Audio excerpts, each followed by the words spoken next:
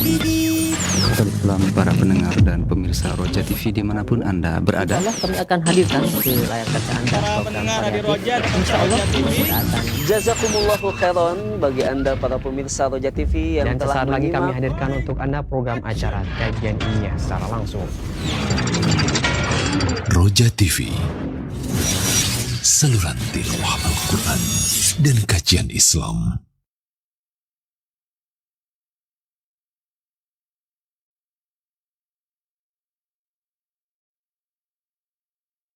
Assalamualaikum warahmatullahi wabarakatuh.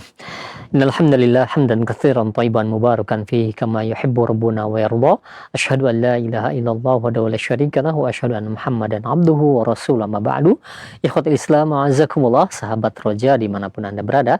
Alhamdulillah di kesempatan hari ini, di hari Kamis, kita dapat bersua kembali dan seperti biasa kita akan simak bersama kajian ilmiah yang kami hadirkan secara langsung dari program pembahasan kitab Al-Aqidatu Awalan Law Kanu Ya'lamun yang disampaikan oleh Ustaz Rizal Yuliar Putrandada hafizahullah taala, yang beliau sampaikan secara langsung di kesempatan siang hari ini. Dan pembahasan kali ini yaitu durhaka sumber petaka. Mohon maaf ya, pembahasan yang akan disampaikan dari kitab Hadithul Akhlaq, kami mohon maaf, dan temanya yaitu durhaka sumber petaka. Dan seperti biasa setelah materi yang akan disampaikan, bagi Anda yang ingin bertanya perihal pembahasan ini, Anda bisa mengirimkan pertanyaan melalui layanan pesan WhatsApp di nomor 0218236543, atau Anda juga bisa menghubungi kami di layanan telepon di 0218236543 untuk telepon WhatsApp ataupun telepon biasa. Langsung saja kita akan simak bersama materi yang akan disampaikan. Kepada Al-Ustaz kami persilakan, falyatafadhal mashkura. Barakallahu fikum wa jazakumullahu khairan akhi. Para pemirsa di mana saja berada rahimakumullah, kaum muslimin dan muslimat yang kami cintai karena Allah Subhanahu wa taala. Assalamualaikum warahmatullahi wabarakatuh. Alhamdulillah wassalatu wassalamu ala Rasulillah wa ala alihi wa sahbihi wa man walah. Wala haula wala quwwata illa billah, amma ba'du. Allahumma 'allimna ma yanfa'una, Allahumma anfa'na bima 'allamtana, Allahumma zidna ilma. Allahumma inna nas'aluka ilman nafi'a wa na'udzubika min ilmin la yanfa'. Allahumma ati nufusana taqwaha, zakkiha anta khairu man zakkaha, anta waliyuha wa maulaha. Thumma amma ba'du. Alhamdulillah, dengan selalu bersyukur kepada Allah Subhanahu wa taala atas taufik yang dilimpahkannya kepada kita, akhirnya kita kembali bersua dalam ruang virtual yang semoga Allah Subhanahu wa taala menyatukan hati kita di atas ketaatan kepadanya, di atas jalan kebaikan menuju ridhanya. Allahumma amin. Di majelis ilmu yang kita rindukan bersama ini, semoga Allah Subhanahu wa taala menjadikan ilmu yang kita pelajari bersama menjadi ilmu yang bermanfaat, menjadi ilmu yang menghadirkan keberkahan dan mendekatkan kita lebih baik lagi, lebih dekat lagi kepada Allah Subhanahu wa taala. Salawat serta salam semoga terlimpah ruahkan kepada Nabi yang kita cintai dan kita rindukan bersama, baginda mulia Rasulullah Nabi Muhammad sallallahu alaihi wa ala alihi wa sahbihi ajma'in. Para pemirsa di mana saja berada rahimakumullah, alhamdulillah kita masih diberikan kesempatan untuk belajar kembali salah satu di antara pilar agama, yaitu akhlak yang mulia. Begitu indah, lengkap dan sempurna Islam menuntun kita untuk berakhlak kepada Allah Subhanahu wa taala maupun berakhlak kepada sesama makhluk Allah Subhanahu wa taala, kita satu sama lain sebagai manusia. Dan telah dipelajari bersama-sama pada pertemuan-pertemuan sebelumnya bahwa akhlak mulia yang tertinggi antar sesama manusia dituntunkan oleh Islam di dalam syariat yang sempurna ini adalah akhlak seseorang kepada kedua orang tuanya. Perlu kita ingat bersama bahwa akhlak yang mulia adalah salah satu di antara dua sebab utama masuk surga. Ketika ada seorang sahabat bertanya kepada Rasulullah alaihi salatu wassalam, "Wahai Rasulullah, apa yang paling banyak memasukkan manusia ke dalam surga?" Maka Rasulullah alaihi salatu wassalam menjawab, "Taqwallah wa husnul khuluq." Bertakwa kepada Allah, ada hubungan baik antara seorang hamba dengan Allah dan juga husnul khuluq, berakhlak mulia, yaitu hubungan baik seorang hamba dengan sesama manusia. Dalam riwayat yang lain, tatkala Nabi SAW berwasiat, ittaqillaha haitsuma kunta, bertakwalah engkau kepada Allah dimanapun kau berada. Wa atbi'is sayyi'atal hasanata tamhuha, iringkanlah perbuatan yang buruk dengan perbuatan baik yang akan menghapusnya. Wa khaliqin nasa bi khuluqin hasan, pergaulilah manusia dengan akhlak yang mulia. Lagi-lagi ada akhlak yang mulia sebagai hubungan baik seseorang bersama manusia sesamanya, selain juga menjaga hubungan baik diri seorang hamba bersama Allah Subhanahu wa taala dalam bingkai ketakwaan. Dan telah kita kaji bersama pada pertemuan sebelumnya kemarin perkataan indah atau penjelasan indah dari sahabat mulia Abdullah bin Abbas radhiyallahu taala anhuma tentang bagaimana seseorang akan dibuka kesempatan masuk surga untuknya bila mana ia berbakti kepada kedua orang tuanya, atau jika masih tersisa salah satunya saja, dia juga berbakti kepada yang tersisa dari kedua orang tuanya tersebut. Ibnu Abbas berkata, "Ma min muslimin lahu walidani muslimani yusbihu ilaihima muhsina illa fatahallahu lahu babaini minal jannah wa in kana wahidan fawahidun." Kata Abdullah ibn Abbas, habrul ummah, turjumanul Quran radhiyallahu taala anhuma, beliau berkata, tidak ada satu orang muslim pun yang masih memiliki kedua orang tua muslim, kemudian dia berbakti kepada keduanya, kecuali akan dibukakan untuknya dua pintu surga. Dan bila hanya tersisa satu dari kedua orang tuanya tersebut dan dia berbuat baik kepadanya, maka terbuka satu pintu surga baginya. Kemudian Ibnu Abbas menegaskan, wa in aghdaba ahaduhuma lam yardallahu anhu hatta yarda anhu. Bila si anak ini justru membuat murka salah seorang dari kedua orang tuanya tadi, maka dengan itu Allah tidak ridha kepadanya sampai orang tuanya itu menjadi ridha kepadanya. Allahu Akbar. Seakan Abdullah bin Abbas mengingatkan kepada kita hadis Nabi SAW yang sudah kita kaji, ridhallah fi ridhal walid wa sukhtullahi fi sukhtil walid. Ya, ridhanya Allah Subhanahu wa taala berada pada ridha orang tua dan kemurkaan Allah ada pada kemurkaan orang tua, sesuai dengan tuntunan agama kita. Kemudian ketika Ibnu Abbas menjelaskan hal tersebut, ada seseorang yang bertanya, wahai Ibnu Abbas, wa in zalama, meskipun kedua orang tuanya itu berbuat zalim kepadanya, apakah itu juga berlaku? Kata Ibnu Abbas, wa in zalama, meskipun kedua orang tua itu berbuat zalim kepada si anak, tapi si anak terus berbakti kepada kedua orang tuanya dalam rambu-rambu tuntunan syariat, maka kalau orang tuanya masih dua, terbuka dua pintu surga. Kalau hanya tersisa satu dari kedua orang tuanya, maka dengan baktinya tersebut, dia pun akan mendapatkan pintu surga terbuka baginya. Allahu Akbar. Ya. Dan terutama ini menjadi sangat ditekankan bagi yang masih memiliki kedua orang tua. Adapun yang kedua orang tuanya sudah meninggal dunia, meskipun dia tidak bisa lagi berbakti kepada kedua orang tua secara langsung semasa hidup mereka, maka dia tetap bisa berbakti kepada kedua orang tua dengan berupaya menjadi anak yang salih, menutupi kesalahan-kesalahan sebelumnya dengan kebaikan yang akan menutupnya. Perbanyak istighfar, jalin silaturahmi, kepada siapapun kerabat yang tersambung bersamanya melalui jalur orang tua.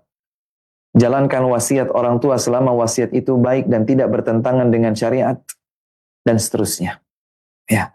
Maka bakti kepada kedua orang tua bisa tetap kita jalankan sekalipun mereka sudah meninggal dunia. Para pemirsa di mana saja berada, rahimakumullah. Ada pula yang menarik, ada perkataan indah penjelasan Abdullah bin Umar radhiyallahu anhuma. Kalau kemarin perkataan Abdullah bin Abbas radhiyallahu anhuma, maka kali ini adalah perkataan Abdullah bin Umar yang secara spesifik mulai menjelaskan tentang buruknya durhaka kepada kedua orang tua. Celaka dan akan berujung nestapa bagi seseorang yang durhaka kepada kedua orang tua. Disebutkan kisah tentang Faisalah bin Mayyas rahimahullah. Ya. Faisalah bin Mayyas, beliau pernah bercerita, "Kuntu ma'an najadat." Aku pernah bersama dengan orang-orang yang terfitnah dengan ideologi pemahaman menyimpang kaum An-Najadat. An-Najadat ini nama lain atau sebutan bagi mereka kaum Khawarij di masa itu. Ya. Fa asabtu dzunuban la araha illa minal kabair. Faisalah bin Mayyas yang bergaul dengan sebagian kaum Khawarij yang memiliki ideologi menyimpang, ternyata percik negatif dari bergaul dengan orang yang punya ideologi menyimpang ini sempat berdampak kepadanya.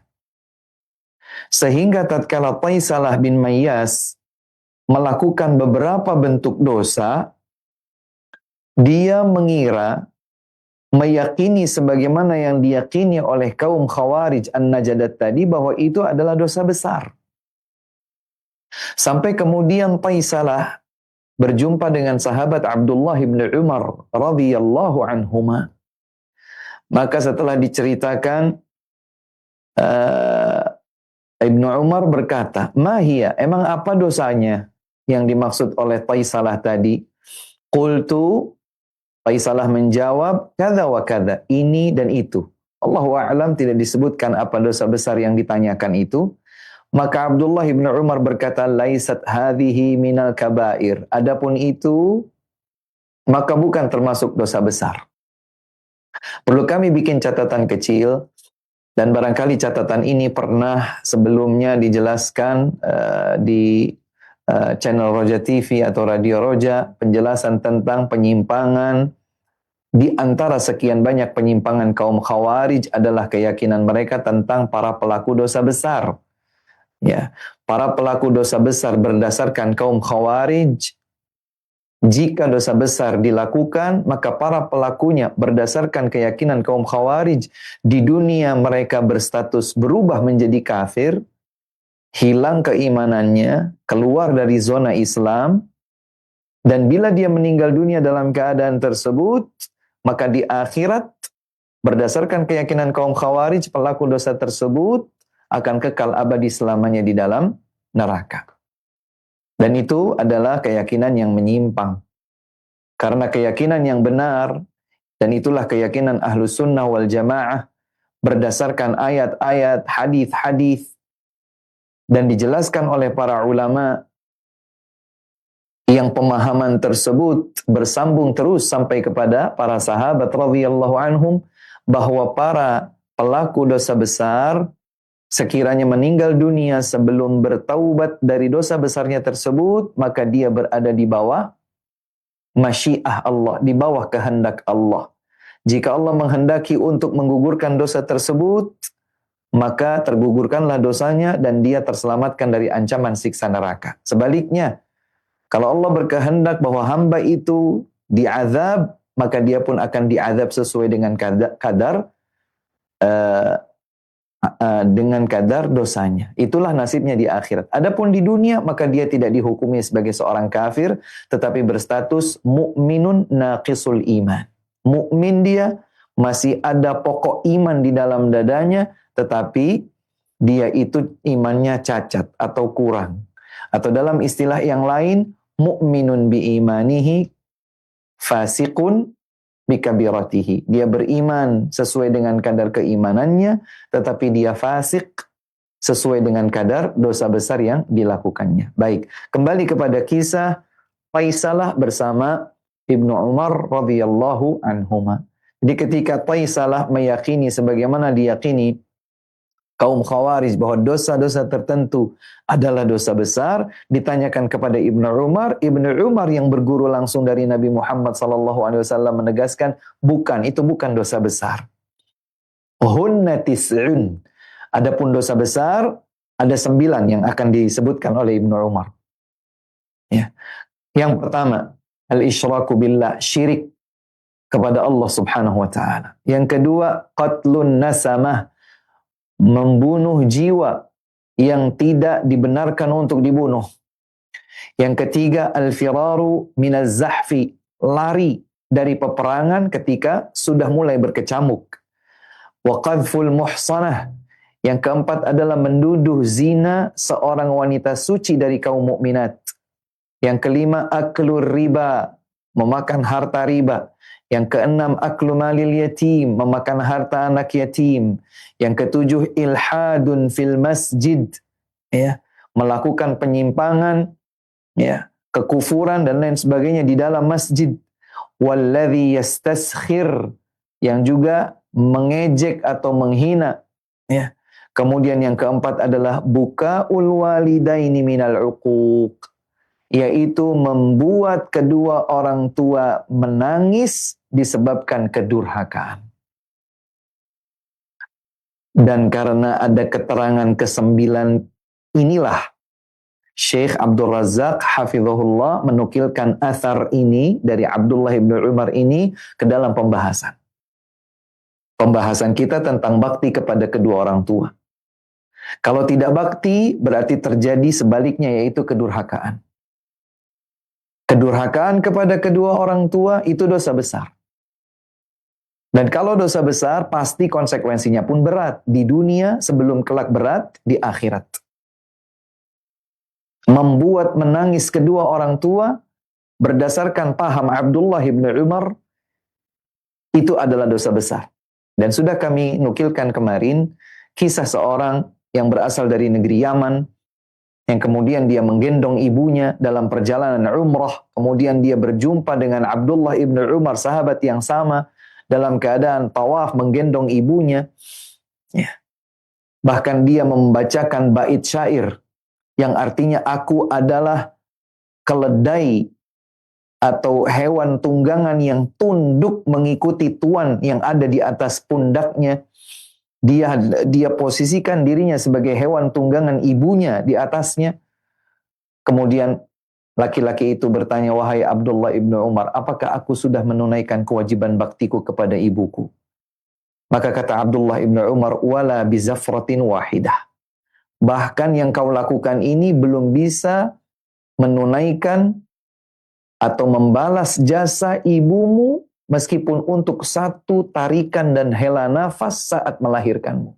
Padahal kita tahu ibu itu ketika melahirkan berapa puluh atau bahkan berapa ratus kali dia dituntun oleh tenaga medis, minimalnya oleh bidan atau oleh perawat pendampingnya. Tarik nafas, Bu. Keluarkan pelan-pelan sambil ditekan, misalnya begitu kan. Nah, satu tarikan atau satu hela nafas seorang ibu ketika melahirkan anaknya itu bahkan belum bisa dibalas sekalipun dengan perjalanan dan tawaf sa'i umrah dengan menggendong ibunya tersebut, subhanallah. Nah, Abdullah ibn Umar, sahabat yang sama, menyebutkan bahwa satu di antara sekian banyak dosa besar adalah bukaul walidain minal uquq. Membuat kedua orang tua itu menangis karena kedurhakaan si anak. Para pemirsa yang dimuliakan oleh Allah Subhanahu wa taala, saudara-saudariku yang kami cintai karena Allah Subhanahu wa taala di mana saja berada. Kita berusaha sekuat tenaga. Ya. dengan segenap kata-kata dan sikap perbuatan kita di hadapan orang tua. Sebisa mungkin jangan membuat mereka menangis.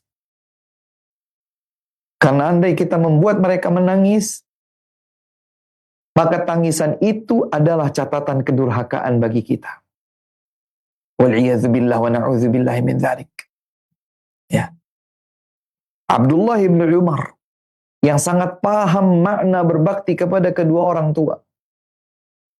Karenanya para tabi'in, murid-murid para sahabat, mereka itu ingin mengkonfirmasi apakah yang mereka fahami ini sudah benar tentang bakti pada orang tua. Sehingga mereka perlu bertanya, apakah yang aku lakukan ini adalah sudah termasuk berbakti dan aku telah menuntaskan kewajibanku? Kenapa mereka perlu bertanya kepada sahabat? Selain karena para sahabat adalah guru, maka mereka bertanya kepada ahli ilmu. Para tabi'in juga tahu bahwa para sahabatlah yang paling memahami makna setiap tuntunan dalam agama. Al-Quran, Al-Hadis diturunkan di zaman para sahabat. Maka merekalah generasi yang paling memahami maksud global ataupun terperinci setiap ayat atau hadis. Terlebih para sahabat yang paling banyak meriwayatkan dari Nabi SAW. Dan Abdullah ibn Umar adalah salah satu dari mereka yang paling banyak meriwayatkan hadis dari Nabi SAW. Ya. Maka dari sini diketahui, benar ada dosa yang besar dan ada dosa yang tidak besar. Dosa yang tidak besar tergugurkan dengan sholat 5 waktu, puasa, sedekah, dan semisalnya. Karenanya kata Nabi SAW, fitnatur rajuli fi ahlihi wa malihi wa waladihi wa jarihi tukaffiruha as-salawatul khamsu wa as-sadaqatu wa as-siyamu was-sadaqatu wal ihsanu ilal wal ihsan atau kama qala alaihi salatu wassalam. Ya. Kata Nabi SAW, ketergelinciran seseorang dalam kekeliruan terhadap istrinya, terhadap anaknya, terhadap hartanya, terhadap tetangganya. Artinya dosa-dosa kecil itu bisa tergugurkan dengan sholat 5 waktu, dengan puasa yang dilakukan oleh seseorang, dengan sedekah dan semisalnya. Ya. Dan ada dosa-dosa besar. Yang dosa besar ini tak tergugurkan kecuali dengan bertaubat kepada Allah Subhanahu wa taala. Dan ternyata salah satu di antara dosa besar berdasarkan pernyataan dari Abdullah bin Umar radhiyallahu taala anhuma adalah bukaul walidaini minal uquq. Kata-kata ini yang ingin digarisbawahi. Membuat orang tua menangis karena sikap kedurhakaan anak. Ya. Athar Abdullah ibn Umar ini diriwayatkan oleh Al-Bukhari dalam kitab Al-Adabul Mufrad. Ya, dalam kitab Al-Adabu Al-Mufrad dengan sanad yang sahih. Ya, disahihkan oleh Syekh Al-Albani rahmatullahi alaihim ajma'in. Oleh sebab itu para pemirsa di mana saja berada rahimakumullah, waspada dengan kedurhakaan. Waspadalah terhadap kedurhakaan. Ya. Benar Allah Subhanahu wa taala Maha Pengampun, Maha Penyayang, tetapi Allah Subhanahu wa taala juga Maha keras azabnya, Maha cepat perhitungannya. Allah berfirman, "Nabbi ibadi anni anal ghafurur rahim wa anna azabi huwal azabul alim." Kabarkan kepada hamba-hambaku sesungguhnya aku, kata Allah, adalah yang Maha Pengampun lagi Maha Penyayang. Namun azabku sungguh adalah azab yang pedih juga. Ketika Abdullah bin Umar menyatakan bukaul walidaini minal uquq, tangisan orang tua disebabkan kedurhakaan anaknya, maka ini perlu kita benar-benar waspadai bersama. Kemudian Abdullah ibn Umar juga bertanya kepada Taisalah, "Atafraqun nar wa tuhibbu an tadkhulal jannah?" Wahai Taisalah, apakah kau takut terjatuh dalam neraka dan kau ingin masuk ke dalam surga? Kata Taisalah, wallah, iya, demi Allah aku mau itu. Terselamatkan dari api neraka dan dimasukkan ke dalam surga itu mau." Maka Abdullah ibn Umar berkata, "Ahayyun waliduk?" Apakah orang tuamu masih hidup? Kemudian si Taisalah berkata, "Indi ummi." Aku masih punya ibu. Artinya ayahnya sudah meninggal dunia. Kemudian Abdullah ibn Umar berkata, perhatikan ini. "Fawallahi, law alanta lahal kalam, wa at'amtaha at-ta'am, latadkhulannal jannata majtanabtal kabair." Kau masih punya ibu. Masih terbuka kesempatan surga bagimu ada di hadapanmu. Kalau sekiranya, demi Allah, kata Ibnu Umar, demi Allah, kalau sekiranya kau bertutur kata yang lembut kepada beliau, ibumu, kau memberikan makanan kepadanya dengan sukacitamu, niscaya kau akan masuk ke dalam surga selama kau tinggalkan dosa-dosa besar. Kalau dosa besar harus diiringi dengan taubat. Ada penghalang masuk surga kalau belum bertaubat. Kemungkinannya 50-50 tadi. Di bawah kehendak Allah subhanahu wa ta'ala. Tapi kalau seseorang menjauhkan dosa besar, mungkin ada dosa-dosa kecil, maka dosa-dosa kecil itu tidak menghalanginya untuk masuk surga selama ia telah membuktikan di hadapan Allah subhanahu wa ta'ala, berbakti kepada ibunya atau kepada ayahnya, dia bertutur kata yang baik, yang lembut, yang meneduhkan, menyejukkan pandangan dan pendengaran mereka, serta membahagiakan mereka dengan memberikan makanan sebagaimana mestinya. Subhanallah. Ya. Maka ini adalah sebuah pembelajaran berharga buat kita sekalian, para pemirsa di mana saja berada rahimakumullah, bahwa melembutkan tutur bicara, ya, kemudian memberikan makanan dengan penuh ketulusan dan sukacita, itu dapat menggugurkan catatan-catatan dosa selama dosa besar ditinggalkan. Para pemirsa di mana saja berada rahimakumullah, dalam riwayat yang lain dinukilkan oleh Syekh Abdul Razak hafizahullahu taala di dalam pembahasan birrul walidain ini, adalah hadis yang diriwayatkan oleh Ibnu Majah dan dinilai sahih oleh Al-Albani, yang sampai jalan sanadnya kepada sahabat mulia Al-Miqdam Ibnu Ma'di Karib radhiyallahu ta'ala anhu. Kata beliau, Rasulullah sallallahu alaihi wasallam pernah bersabda, "Innallaha yusikum bi ummahatikum thalathan. Innallaha yusikum bi abaikum.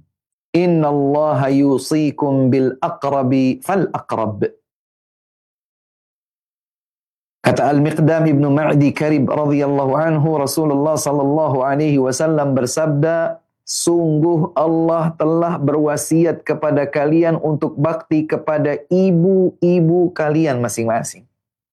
Dan ternyata Nabi mengulang ini 3 kali. Sesungguhnya Allah subhanahu wa ta'ala berwasiat agar kalian berbakti kepada ibunda kalian masing-masing.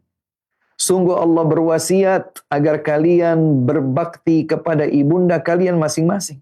Diulang 3 kali. Ini artinya pada hadis-hadis yang sebelumnya kemarin kita kaji, ternyata Nabi juga ulang 3 kali, bukan dalam 1, 2 kali, 3 kali kesempatan, berulang-ulang. Yang kemudian para ulama menyatakan bahwa ini menunjukkan bahwa bakti kepada ibu nilainya 3 kali lebih besar daripada berbakti kepada ayah. Meskipun bukan berarti kita boleh berbuat durhaka kepada ayah, tidak.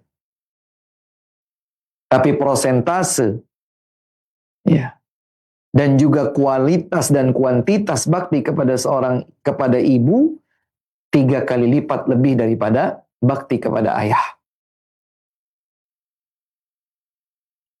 Dan durhaka kepada ibu lebih berat daripada durhaka kepada ayah.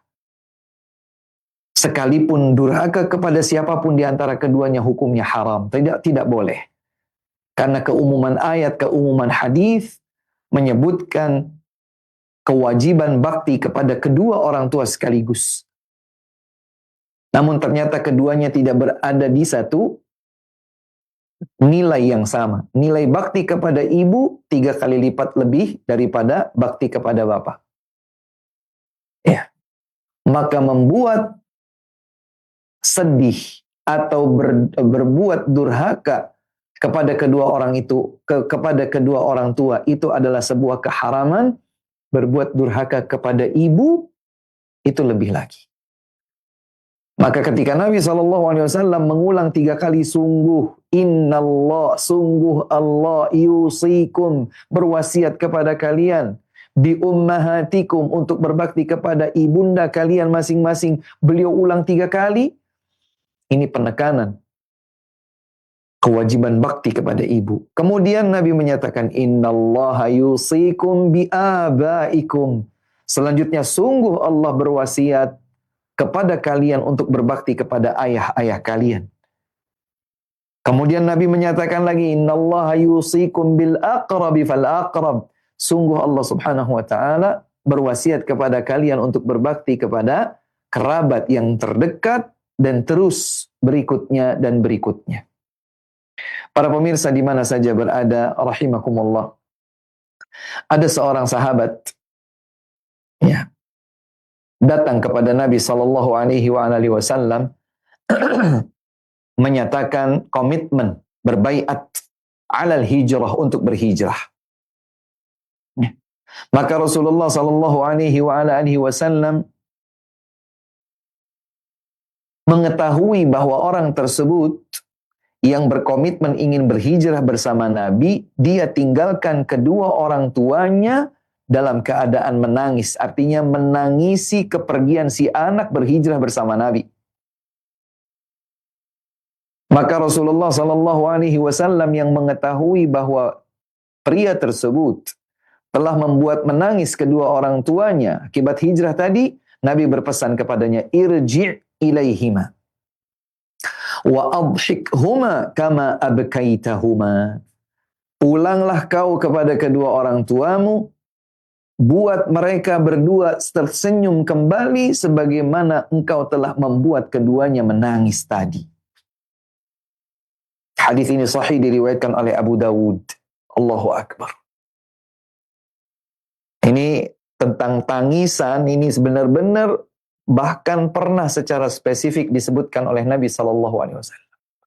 Sebagaimana kau telah membuat kedua orang tuamu menangis, kau punya kewajiban untuk menebus kesalahanmu itu dengan membuat mereka tersenyum kembali. Ini mengkonfirmasi lebih kuat lagi apa yang tadi disampaikan oleh Abdullah bin Umar. Buka'ul walidaini minal uquq, tangisan orang tua disebabkan kedurhakaan anak adalah dosa besar. Dosa besar. Karena Nabi SAW sampai perintahkan seseorang bahkan untuk tidak berhijrah bersama Nabi, kalau itu ternyata menyebabkan kedua orang tuanya menangis. Artinya harus dicari cara untuk berhijrah agar kedua orang tuanya tidak merasa didurhakai oleh anaknya tersebut. Dia berusaha untuk mencari cara. Karena tidak berhijrah, tidak secara otomatis itu kemudian berbuat maksiat.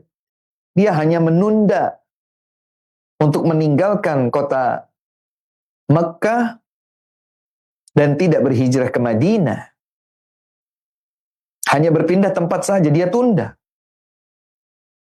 Bukan menunda meninggalkan maksiat, bukan. Kemaksiatan wajib untuk ditinggalkan. Sudah dibahas kemarin. Karena kedua orang tua yang meminta anaknya, bahkan memaksa anaknya untuk berbuat dosa, mulai dari dosa kesyirikan atau dosa-dosa yang lain, perintah Allah, fala tuti'huma, jangan ikuti. Jangan patuhi permintaan kemaksiatan dan kesyirikan tersebut. Wasahibhuma fid dunya ma'rufa. Kan tetapi pergaulilah keduanya dengan baik selama kehidupan dunia.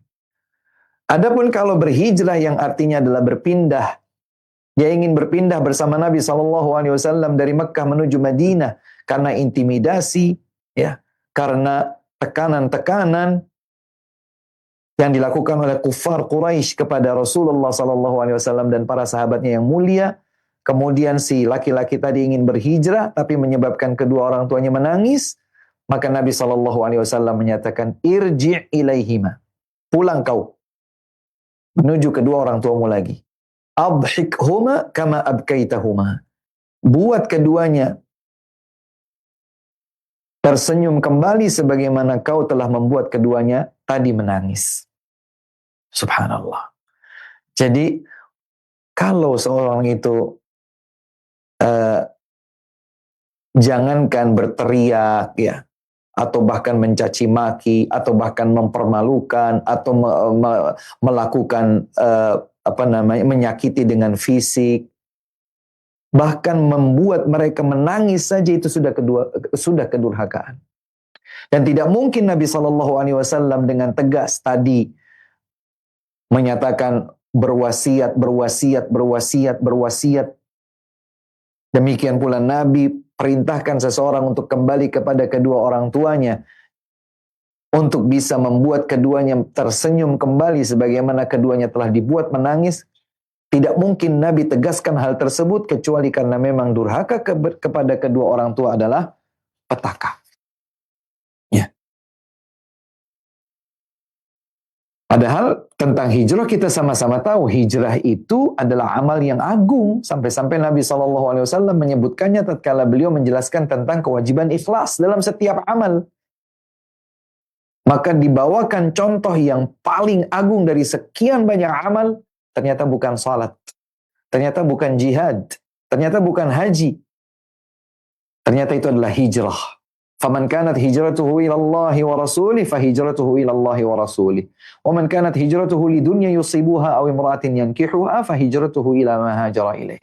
Hijrah itu amalan yang agung, tapi ternyata amalan yang agung ini tidak boleh membenarkan seseorang untuk durhaka kepada kedua orang tua sekalipun hanya sekedar membuat mereka menangis akibat hijrahnya itu. Para pemirsa di mana saja berada rahimakumullah. Penjelasan Syekh Abdul Razak beliau mengatakan, "Famin jazail walidi wa haqqihi ala waladihi mukafa'atan lahu ala ihsanih an yakuna daiman harisan ala idkhalis sururi alaih." Di antara balasan kebaikan kepada orang tua yang menjadi hak kewajiban anaknya sebagai balas budi atas kebaikan-kebaikan orang tuanya tersebut, hendaklah anak selalu senantiasa bersemangat untuk memasukkan rasa bahagia kepada hati kedua orang tuanya. Allahu Akbar. Memasukkan rasa bahagia kepada hati kedua orang tua. Walihada liman arada an yarhala li talabi ilmin mathalan aw li tahsili tijaratin aw nahwi dhalik fala yarhal wa yatruku abawayhi yabkiyani alaih. Syekh Abdul Razak melanjutkan penjelasannya. Oleh karena itu, siapa saja yang berencana untuk melakukan sebuah perjalanan dalam rangka belajar ilmu agama misalnya, atau mungkin dia ingin mencari nafkah berupa perniagaan misalnya, maka tidaklah ia pergi meninggalkan kedua orang tuanya menangis atas apa yang ia rencanakan tersebut. Bal la yakunu dzalika illa ba'da at-tashawuri ma'ahuma wa mura'ati halihima wa talabil musamahati minhuma wal izna. Hendaklah tidak ia lakukan itu, belajarnya, cari nafkahnya, kecuali setelah satu, bermusyawarah dengan kedua orang tua, dua, menjaga kondisi keduanya, tiga, mendapatkan izin dan restu dari mereka. Allahu Akbar. Ustadz kok ribet banget. Allah Subhanahu wa ta'ala yang maha tahu dan telah menyempurnakan tuntunan agama kita. Dan demi Allah, tidaklah tuntunan agama kita ini ditetapkan kecuali padanya terdapat kebaikan dan hikmah yang besar. Kita faham ataupun kita tidak faham. Jadi kalau seseorang ingin tinggalkan kedua orang tuanya di rumah, meskipun untuk sebuah tujuan yang baik, atau bahkan sekedar mubah, maka hendaklah ia lakukan 3 hal ini. Bermusyawarah dengan kedua orang tua, menjaga kondusivitas kondisi mereka, dan telah mendapatkan restu, doa, dan dukungan dari keduanya. Di dalam riwayat yang lain, dibawakan oleh Abdullah bin Amr bin al-As radhiyallahu anhuma, bahwa ada seseorang yang datang kepada Nabi SAW mohon izin untuk jihad. Jadi kalau tadi ingin bergabung berhijrah, kisah ini ya tadi diriwayatkan oleh Abu Dawud.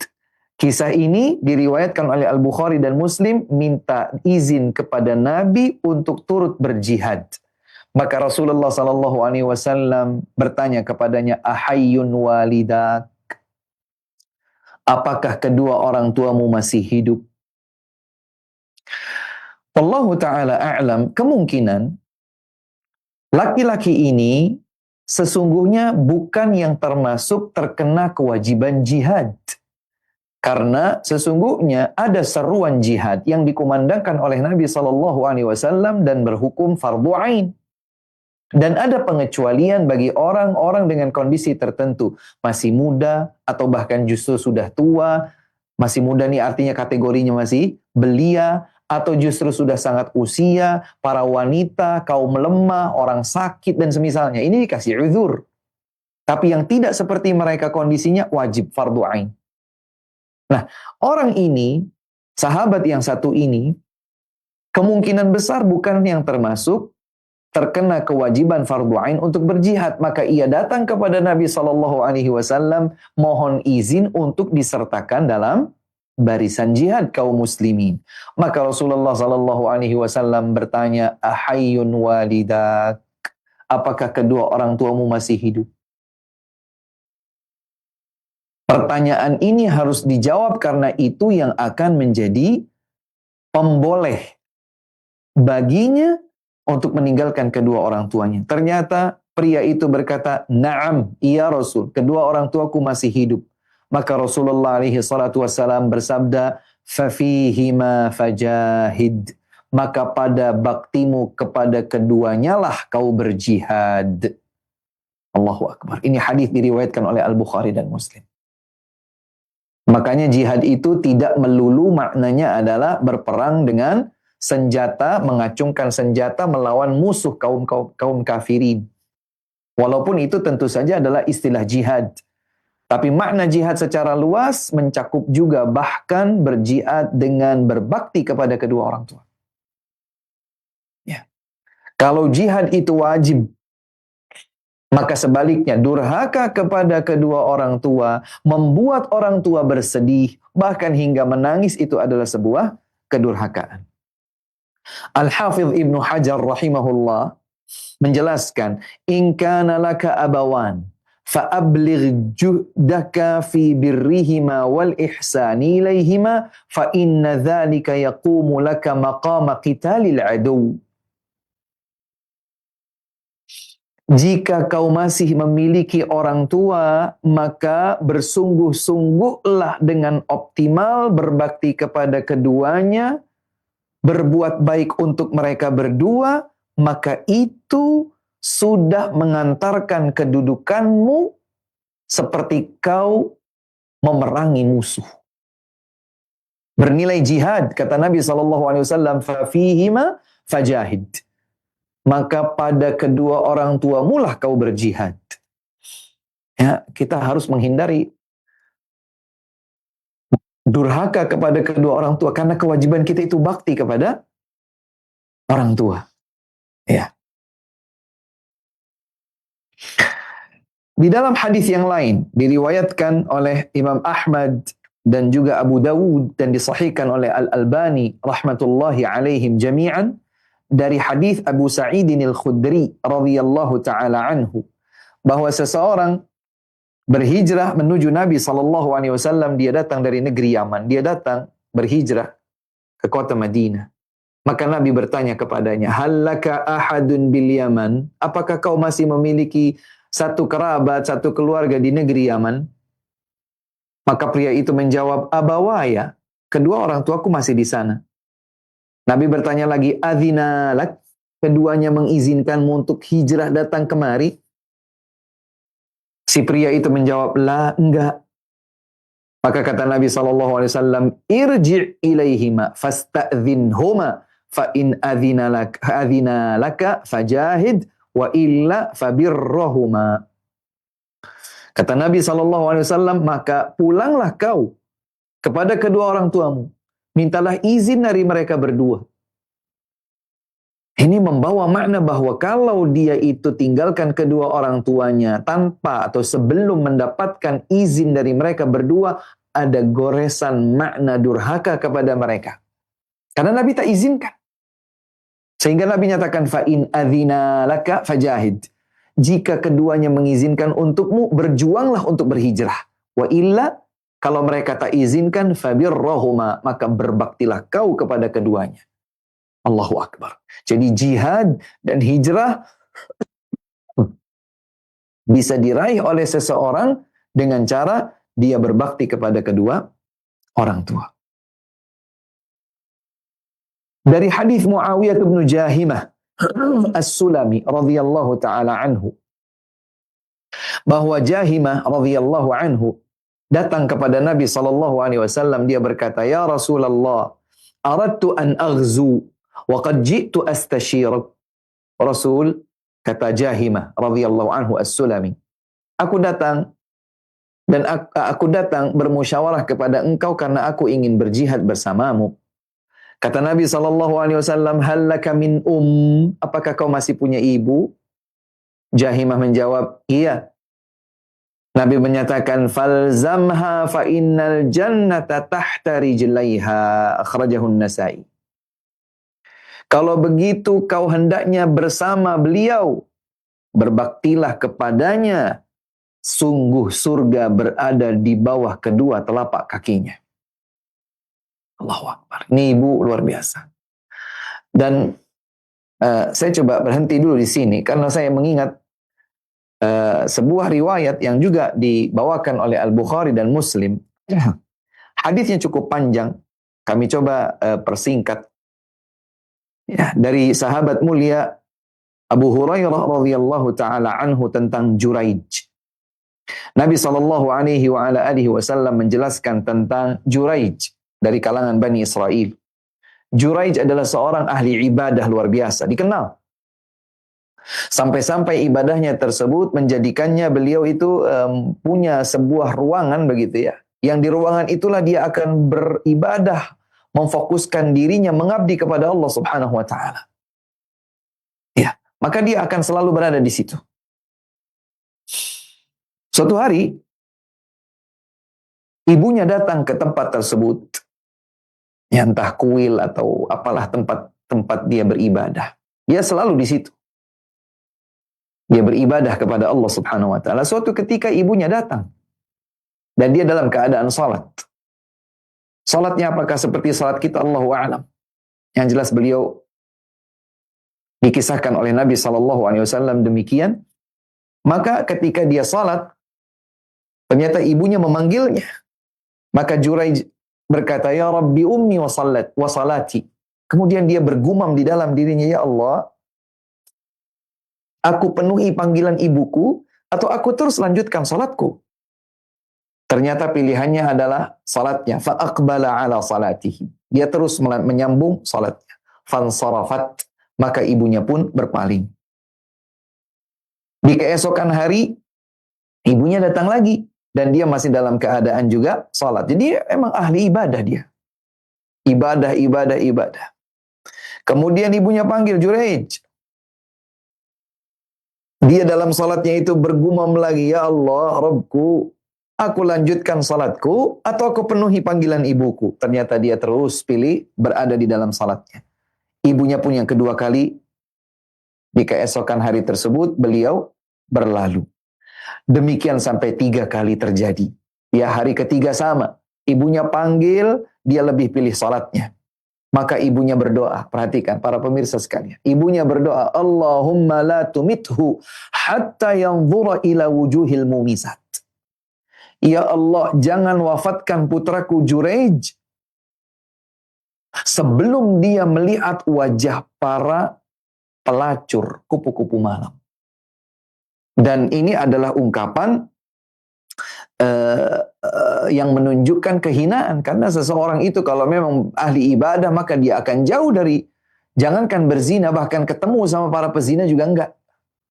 Dia akan jauh dari mendekati zina. Ternyata ibunya hanya mendoakan demikian.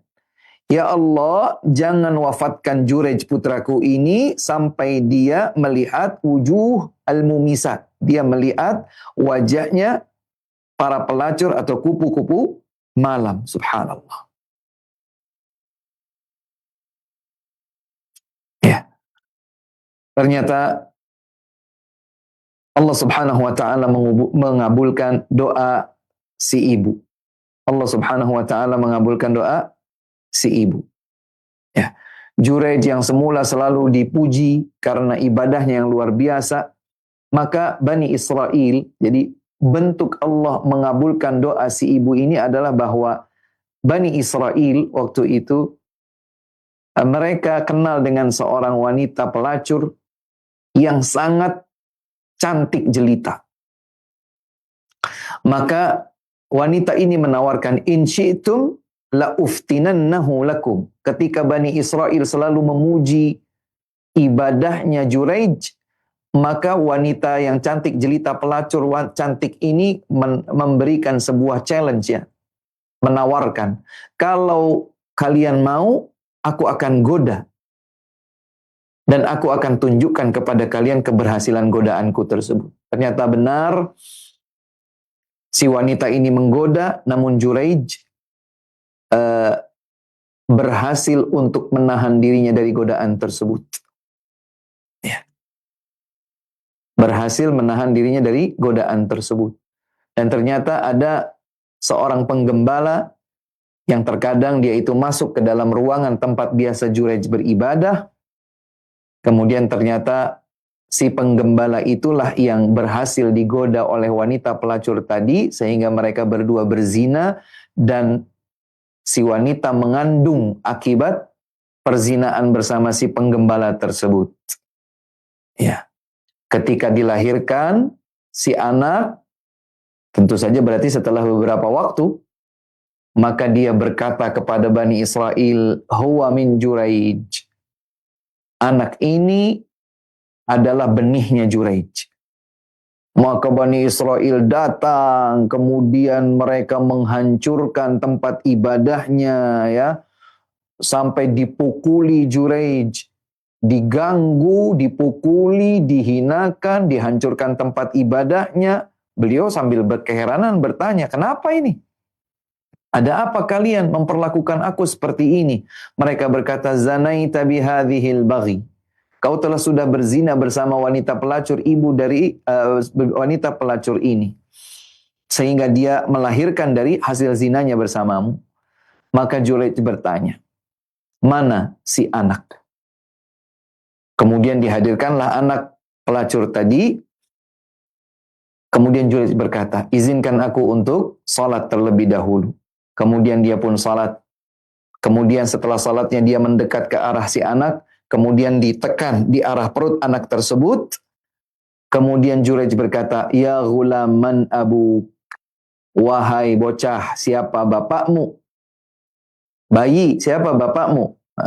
Bayi diajak bicara, padahal dia belum bisa bicara sama sekali. Mungkin baru bisa menangis, oa-oa dan lain sebagainya. Ternyata si bayi ini berkata, fulan ar-ra'i. Bapakku adalah fulan si penggembala. Ya. Maka mereka pun mengetahui bahwa wanita tersebut berzina bukan bersama Juraij, si ahli ibadah. Kisahnya panjang, namun yang ingin digarisbawahi adalah lihat bagaimana semestinya seseorang ketika dalam kondisi memilih antara ibadah yang bersifat anjuran, salat mungkin salat duha dan semisalnya, berbeda dengan salat 5 waktu yang wajib. Mungkin dia bisa memberikan isyarat kepada ibunya. Ibunya panggil, fulan. Kemudian dia jawab, Allahu Akbar. Kalau itu salat fardu, maka si ibu insya Allah tahu bagaimana menyikapinya. Tapi kalau salatnya adalah salat-salat yang nafilah, maka di dalam tuntunan syariat Islam, hendaklah dia mengedepankan ibunya. Kenapa demikian? Kalau salatnya adalah salat anjuran, tapi dipanggil ibu, justru membatalkan salat dan mengedepankan memenuhi panggilan ibu menjadi wajib. Karena berbakti pada orang tua itu hukumnya wajib, sementara salat tersebut adalah salat yang bersifat anjuran. Para pemirsa, di mana saja berada, rahimakumullah, doa ibu tersebut, ibu si Juraij tadi, doa yang tidak ditunda oleh Allah Subhanahu wa taala, subhanallah. Hati-hati.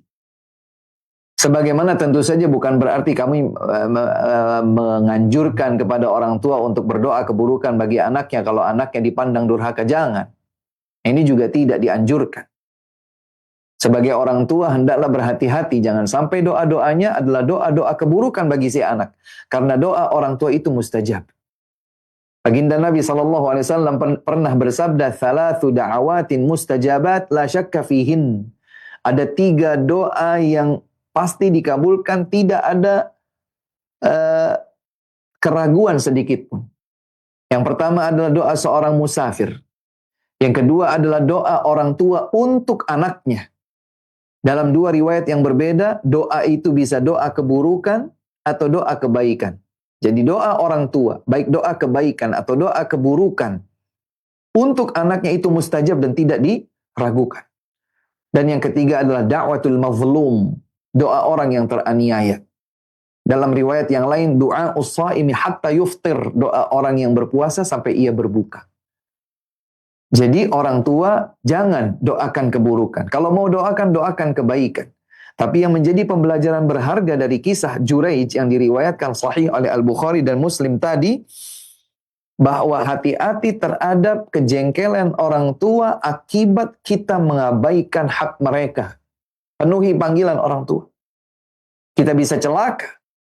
Doa si ibunya Juraij ini yang berkata, "Ya Allah, jangan wafatkan Juraij sebelum dia melihat wajah para pelacur." Juraij tidak berzina. Tidak berzina, walhamdulillah. Ya. Tetapi bagaimana dia sempat dipermalukan dengan sebuah tuduhan. Meskipun tuduhan itu adalah ternyata tuduhan yang palsu. Bagaimana ia dipermalukan dengan sebuah tuduhan berkaitan dengan pelacur yang bahkan melahirkan anak, meskipun itu bukan dari Juraij, tapi artinya doa ibunda Juraij dikabulkan oleh Allah Subhanahu wa taala. Wahai para orang tua, jangan mendoakan keburukan kepada anak. Dan wahai para anak yang masih punya orang tua, berhati-hatilah jangan sampai kita durhaka. Karena kedurhakaan adalah sumber petaka kita, wal'iyadzubillah, di dunia sebelum kelak di akhirat. Inilah pembelajaran kita di kesempatan kali ini. Insya Allah kita sambung lagi pada kesempatan yang akan datang. Kita akan sambung pada hadis Abi Darda, hadis Abi Hurairah, dan yang lainnya masih dalam pembahasan birrul walidain, sebagaimana Syekh Abdul Razak juga memang memperpanjang pembahasan ini karena urgensinya kita di zaman seperti sekarang ini untuk selalu mengedepankan nilai-nilai tinggi berbakti kepada kedua orang tua. Wallahu taala a'lam wa akhiru da'wana anil hamdulillahi rabbil alamin. Sebelum ditutup, kiranya ada diskusi atau pertanyaan, dipersilahkan. Baik, alhamdulillah. Terima kasih banyak Ustaz. Syukran jazakallahu khair atas materi yang tadi disampaikan di kesempatan siang hari ini dari pembahasan kitab Hadithul Akhlaq, yaitu bab birrul walidain dan pembahasan durhaka sumber petaka. Mudah-mudahan Allah Subhanahu wa taala menganugerahkan kepada kita semua dan kemampuan dari kita untuk terus berbakti kepada orang tua kita dan menjauhi durhaka kepada orang tua kita. Baik, untuk selanjutnya kami buka sesi tanya jawab dan alhamdulillah sudah ada beberapa pertanyaan yang masuk di kesempatan hari ini. Kami ajukan terlebih dahulu Ustaz pertanyaan di layanan pesan WhatsApp dari penanya yang tidak disebutkan nama dan tempatnya. Assalamualaikum warahmatullahi wabarakatuh. Ya Ustaz, saya seorang menantu yang masih tinggal dengan mertua dan itu merupakan keinginan dari suami saya yang katanya memang suami saya ingin merawat ibunya. Namun qadarullah hubungan kami dengan mertua kurang baik Ustadz. Jadi bagaimana caranya saya agar penuh dengan keikhlasan tinggal bersama mertua walaupun hati ini terasa berat Ustadz. Mohon jawaban dan nasihatnya. Barakallahu fikum. Perlu kita ketahui bahwa salah satu di antara fenomena yang barangkali terjadi sampai zaman kita adalah fenomena terjadinya konflik dalam hubungan sosial.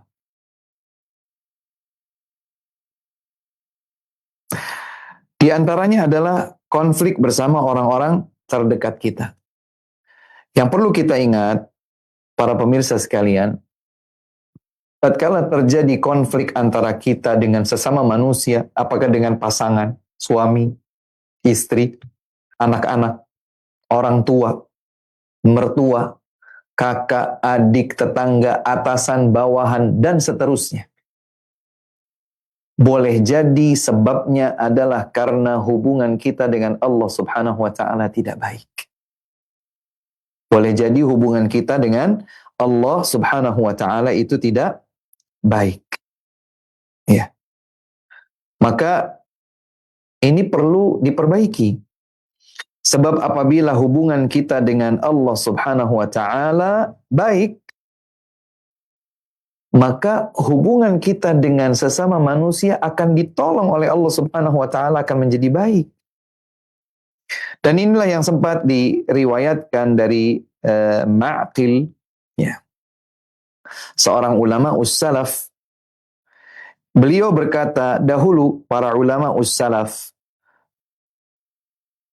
dari Ma'qil bin Abdullah al-Jazari, bin Ubaidillah al-Jazari, rahimahullah.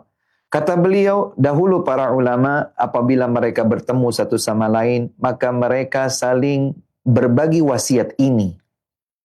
Dan kalau seandainya mereka belum sempat ketemu dengan saudara mereka untuk berbagi wasiat ini, kata babiha ba'duhum ila ba'dhin, maka mereka berbagi nasihatnya dengan cara tulisan.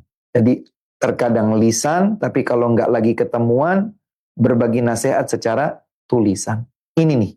Apa ini tersebut? Maka kata beliau, annahu. Nasihat yang mereka selalu bagikan. Satu sama lain bersama teman dan sahabat mereka. Dahulu. Zaman keemasan para ulama. Lisan atau tulisan. Annahu. Sungguh. Man aslaha sariratahu aslahallahu ala niyatah. Siapa yang memperbaiki kualitas penghambaannya dalam kesendiriannya, dia adalah orang yang bertakwa di kesendiriannya, niscaya Allah Subhanahu wa Ta'ala akan memperbaiki kondisinya tatkala dilihat oleh yang lain. Allahu Akbar. Kalau dia salih di kesendiriannya, maka dia pun salih di tengah keramaian orang lain. Wa man aslaha ma bainahu wa bainallah kafahu Allahu ma bainahu wa bainan nas. Dan barang siapa yang memperbaiki hubungan antara dirinya dengan Allah, Allah Subhanahu wa Ta'ala yang akan menjamin, yang akan mencukupkan, yang akan memperindah hubungan antara dirinya dengan sesama manusia. Allahu Akbar. Wa man ihtamma bi amri akhiratihi kafahu Allahu amra dunya. Siapa yang merasa cukup fokus dengan urusan akhiratnya, maka Allah yang akan memberikan kecukupan urusan dunianya. Wa man ihtamma bi akhiratihi kafahu Allahu amra dunyah.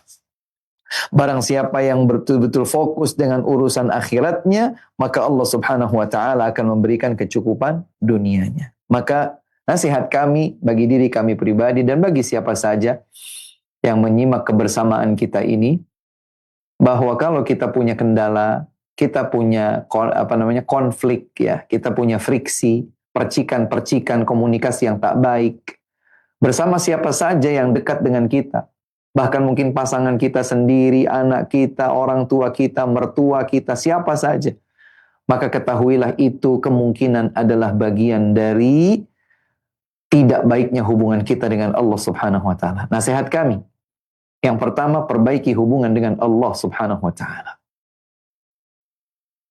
Yang kedua, ini adalah ladang pahala. Dan semakin berat ujian amal, maka akan semakin besar pahala yang didapat insyaallah. Al-ajru ala qadril masyaqqah. Besarnya balasan pahala sebanding dengan beratnya ujian untuk meraih pahala tersebut. Yang ketiga, kalau kita berpikir, ya sebagai seorang istri misalnya, tahu kewajiban kita berbakti kepada suami adalah kewajiban yang tidak terelakkan, dan ternyata suami meminta kita untuk membantu merawat ibunya dengan penuh dinamika, maka berarti ada pahala ganda di situ. Pahala mematuhi permintaan suami yang bukan kemaksiatan, dan pahala dengan kesabaran menghadapi dinamika saat berbakti kepada mertua. Maka ini yang akan memudahkan kita untuk sabar insya Allah. Karena di hadapan kita ini bukan keluhan, tetapi balasan kebaikan. Pahala dari sisi Allah Subhanahu wa ta'ala.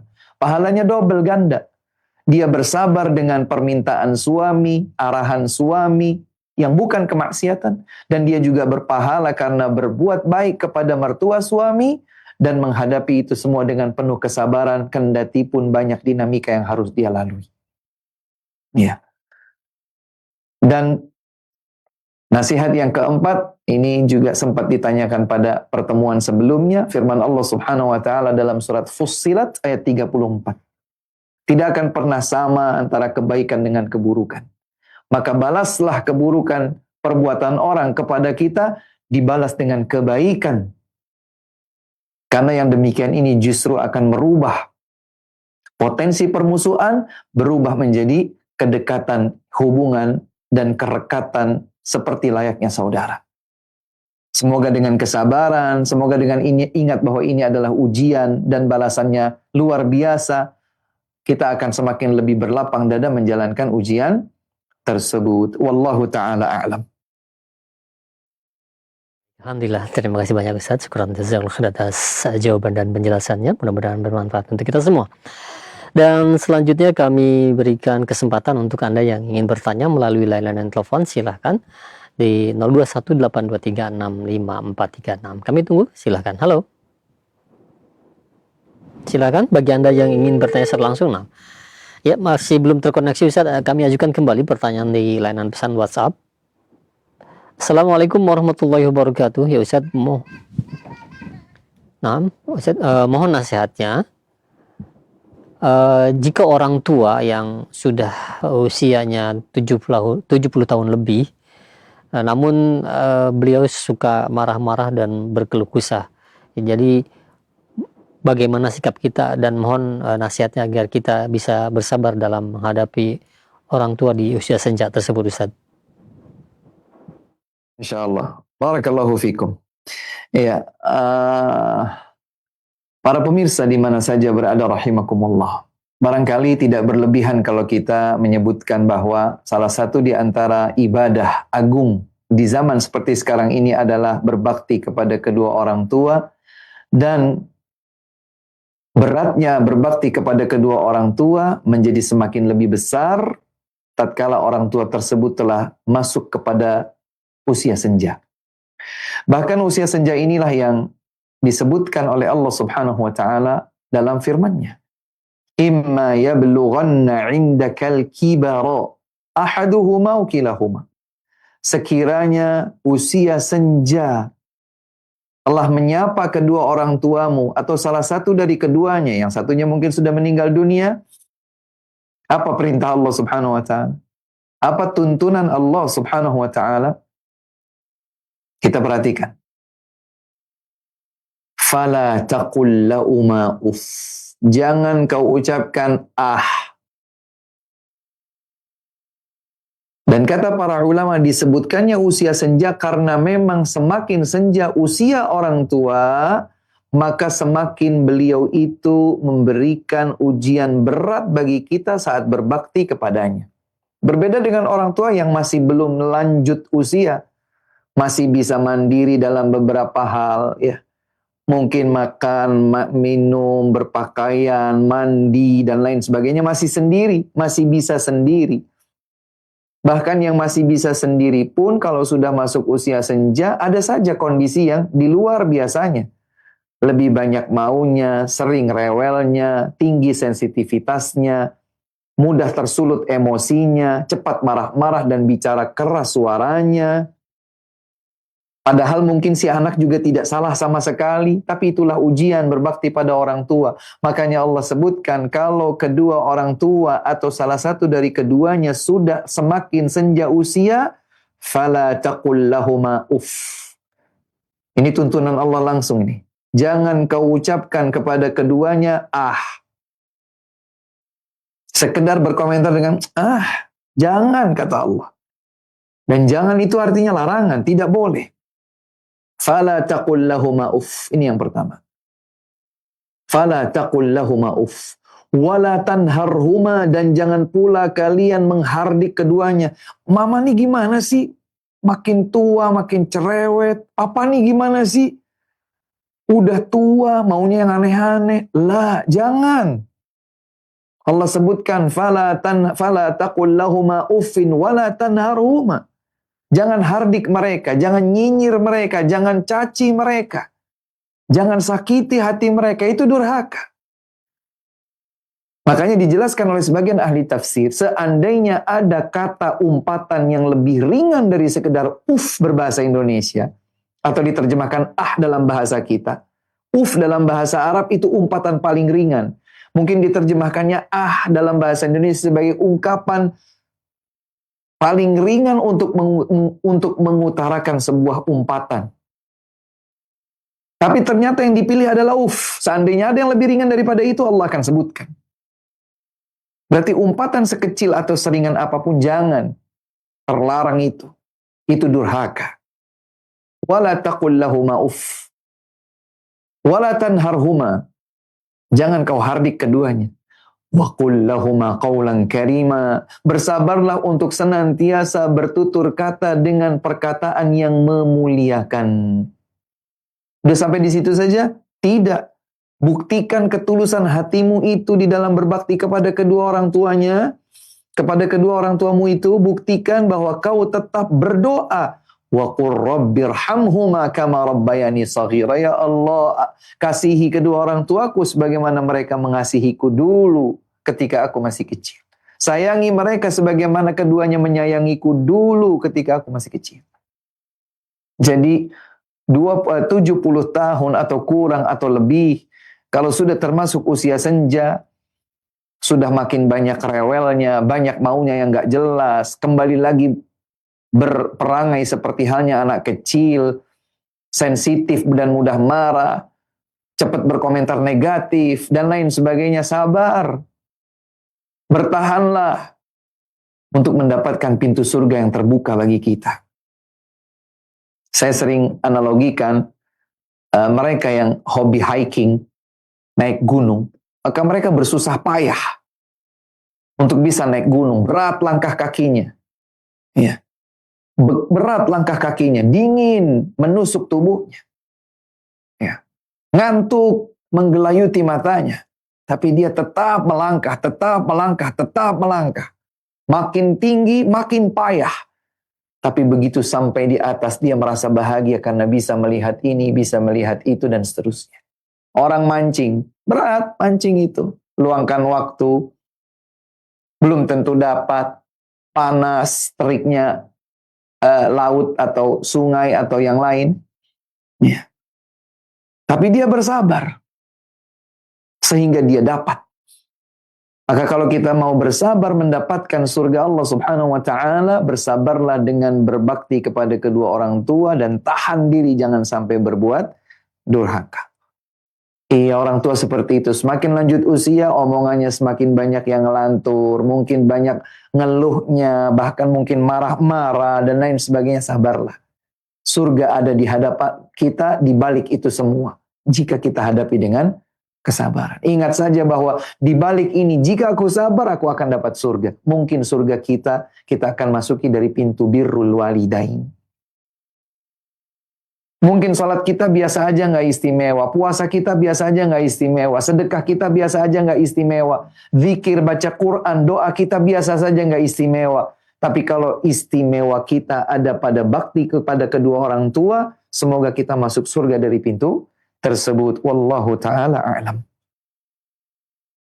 Alhamdulillah, terima kasih banyak Ustaz. Syukuran jazakallahu khair atas jawaban dan penjelasannya. Insyaallah jawaban yang sangat bermanfaat sekali dan mudah-mudahan bisa kita ambil faedahnya. Dan kami mohon maaf Ustaz, 2 pertanyaan tadi mengakhiri perjumpaan kita di kesempatan hari ini Ustaz, karena waktu yang sudah mencukupi, dan mungkin ada pesan atau kesimpulan terakhir Ustaz yang dapat disampaikan untuk sahabat Roja sekalian. Nah, silakan. Hadirin dan hadirat para pemirsa di mana saja berada, rahimakumullah. Satu di antara yang harus senantiasa kita ingat sementara kita masih menjalani ujian kehidupan dunia adalah bahwa kewajiban tertinggi nomor 2 setelah kewajiban bertauhid, mengesahkan Allah Subhanahu wa taala dan meninggalkan segala bentuk kesyirikan adalah berbakti kepada kedua orang tua. Dan berbakti kepada kedua orang tua kewajiban yang melekat baik orang tua masih hidup ataupun sudah meninggal dunia. Sudah meninggal dunia saja ada bakti yang harus kita jalankan, apalagi kalau mereka masih hidup. Dan ketahuilah bahwa berbakti kepada kedua orang tua itu lawan dari kedurhakaan. Kedurhakaan kepada kedua orang tua adalah salah satu di antara fenomena semakin dekatnya hari kiamat. Dari itu saja kita harus waspada. Terlebih kalau kemudian pada kesempatan hari ini kita tahu bahwa durhaka kepada kedua orang tua adalah sebab petaka bagi seorang anak di dunia ataupun kelak di akhirat. Kalau seseorang itu durhaka pada orang tuanya akan mendoakan keburukan. Orang tuanya akan murka. Dan kemurkaan Allah akan tiba untuknya dengan kemurkaan kedua orang tuanya. Ya. Pintu neraka begitu menganga tatkala kedurhakaan dilakukan oleh anak. Sebaliknya, pintu surga yang akan terbuka lebar dengan bakti seorang anak kepada kedua orang tuanya. Mari tingkatkan semangat kita untuk bukan hanya belajar ilmu agama, menggali kebenaran dari Al-Quran dan hadis sesuai pemahaman generasi terbaik umat ini, yang tersambung terus sampai pada para sahabat radhiyallahu anhum ajma'in. Tapi kita juga bersemangat untuk mengamalkannya di kehidupan kita sehari-hari. Dan perlu kita ingat bahwa akhlak mulia adalah yang akan paling berat dalam timbangan seorang hamba mukmin di hadapan Allah pada hari kiamat kelak. Ma min syai'in athqal fi mizanil abdil mu'min yawmal qiyamati min husnil khuluq. Tak ada sesuatu pun yang dapat memberatkan timbangan seorang hamba mukmin kelak di hadapan Allah di hari kiamat seperti akhlak yang mulia. Dan ternyata akhlak mulia kepada manusia yang paling utama adalah berbakti kepada kedua orang tua. Jauhkan diri dari durhaka, apalagi membuat mereka menangis, membuat mereka murka, membuat mereka mendoakan keburukan, karena semua pasti akan kembali kepada petaka dan sengsara bagi anak yang durhaka kepada kedua orang tuanya. Semoga Allah selamatkan kita dari semua sikap durhaka kepada kedua orang tua kita dan menjadikan kita sebagai anak-anak yang berbakti kepada mereka berdua. Dan dari situlah, dari bakti itulah terbuka pintu surga bagi kita semua. Surga di dunia sebelum surga di akhirat kelak. Allahumma amin. Kebenaran hanya datang dari Allah Subhanahu wa taala semata. Kekeliruan, kekhilafan adalah keterbatasan manusia. Semoga Allah Subhanahu wa taala ampuni dosa-dosa kita semua.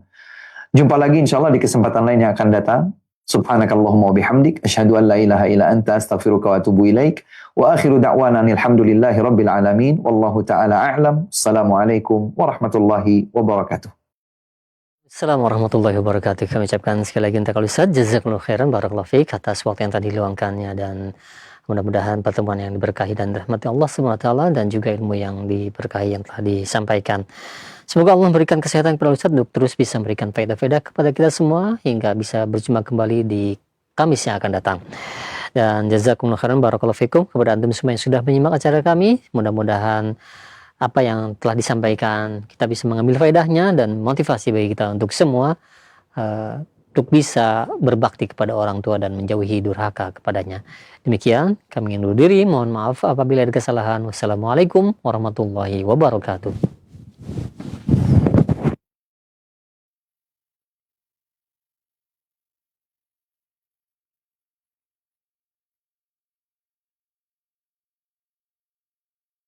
إن الحمد لله نحمده ونستعينه ونستغفره.